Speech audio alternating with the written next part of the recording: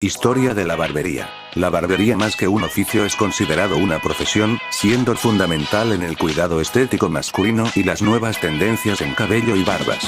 La tecnología y las nuevas técnicas de estilos han marcado un antes y un después en el desarrollo de las actividades de los barberos. Esta profesión artística y social tiene una historia de más de 30.000 años, aunado a una serie de acontecimientos que provocaron modificaciones y nuevas perspectivas sobre las actividades de un barbero. Línea de tiempo a través de la historia de la barbería. Damos comienzo a la historia hace más de 30.000 años atrás, en la época del Homo sapiens, comunidad donde era costumbre que solo los sabios y personas de alta valoración eran los encargados de cortar cabello y arreglar el vello facial masculino. En ese momento, el cabello era considerado la residencia del alma y un elemento mágico de mucho valor, por lo que se utilizaba como amuleto y objeto de embalsamiento. Tiempo después, en Egipto se encontró la estatuilla de Merimaat, quien fue el primer barbero conocido en la historia.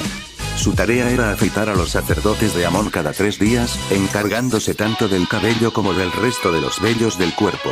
En el siglo V a.C., en la antigua Grecia, los hombres hacían reuniones para filosofar sobre la vida, la política y la sociedad, mientras realizaban cuidados generales a su cabello y barba. Seguimos nuestra línea del tiempo en Roma para el año 269 a.C., donde Licinius Mena era el precursor de la barbería y el representante del oficio en ese momento. Los barberos eran conocidos como tonsores y las barberías eran llamadas tonstrinale.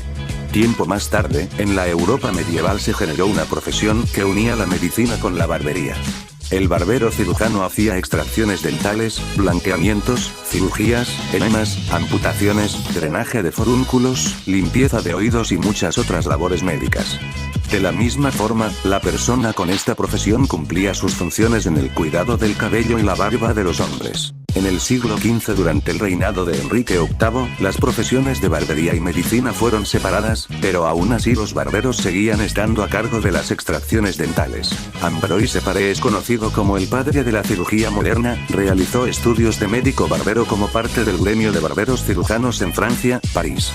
Tras la separación de estos oficios, se pensó que la barbería se dejaría a un lado, pero a finales del siglo XIX se empezó a impartir en Chicago como una profesión. Desde el siglo XX las tendencias en vestuario y los cuidados masculinos del cabello y la barba han ido en constante evolución. En este momento existían las peluquerías unisex, las cuales restaban importancia a la barbería como un lugar específico para el cuidado del look masculino. Actualmente, en el siglo XXI cada vez son más los aficionados a la barbería, dejando claro que esta es una ocupación artística fundamental para personas que desean cuidar su apariencia de forma profesional y siguiendo las últimas tendencias del look masculino. ¿Cuál es el origen y significado del poste del barbero? Seguro que has visto en alguna ocasión alguna barbería o peluquería masculina con ese poste junto a la entrada. Sobre todo si tiene algunos años de antigüedad. Este tradicional poste de barbería tiene su origen en la Edad Media. En esa época, el trabajo del barbero no se limitaba a rasurar barbas y cortar cabellos. También realizaban extracciones dentales, llevaban a cabo sangrías y realizaban cirugías de poca envergadura. Durante las sangrías, los pacientes sujetaban un poste para facilitar la salida de la sangre, que fluía por el palpo hasta una palangana situada en la base.